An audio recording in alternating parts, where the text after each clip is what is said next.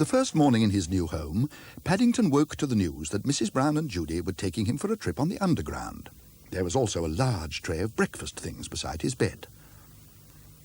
So much seemed to be happening at once, he had a job deciding what to do first. So he started on the bacon. "Hurry up," called Judy. "We're going shopping and it's nearly time to leave." "Coming," cried Paddington.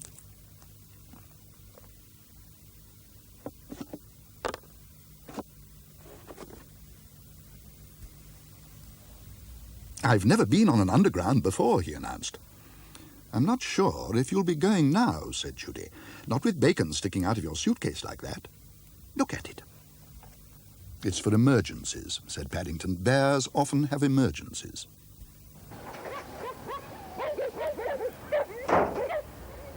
In fact, I think I've got one coming on now.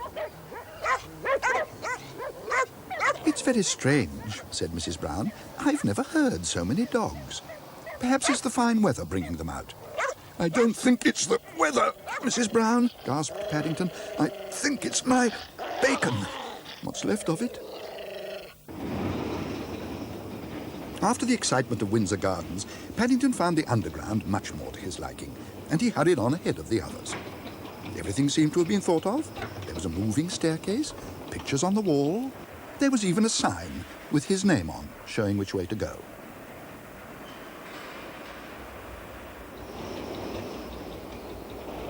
"Paddington," cried Judy, "you're going the wrong way." But it was too late.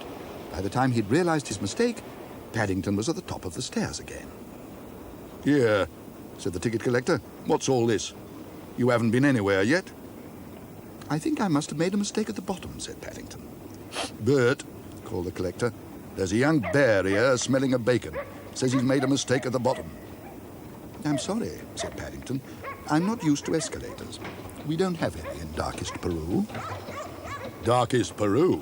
repeated the inspector. "Oh, well, in that case, you'd better get back down, but don't let me catch you up to any more tricks. You're worse than them dogs." "Shoo, go away." "There he goes again," cried Judy. "Do something, Paddington." "That," said Mrs. Brown, "was a dangerous thing to say.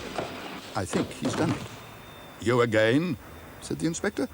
"I'll have you know escalators is for the convenience of passengers, not for the likes of young bears to play on." "It doesn't seem very convenient to me," said Paddington. "I've been here ages and I haven't got anywhere yet." "We're supposed to be going shopping," said Mrs. Brown. "That's as may be," said the inspector sternly. "But pressing the escalator stop button without a very good reason is against the rules. Persons are expected to abide by the rules." "Did you say persons?" asked Judy. "That's right, and I've got my job to do. It's bad enough being pestered by dogs." "Well, Paddington's not a person," said Judy. "He's a bear. Isn't that lucky?" Said the inspector. "Well, don't let it happen again." "I think you're a very kind inspector," said Judy. "Don't you, Paddington?" "Very," agreed Paddington. "In fact," he announced, "I shall always travel from here in future. It's a very good station if you don't want to go anywhere, especially if you have an emergency on the way."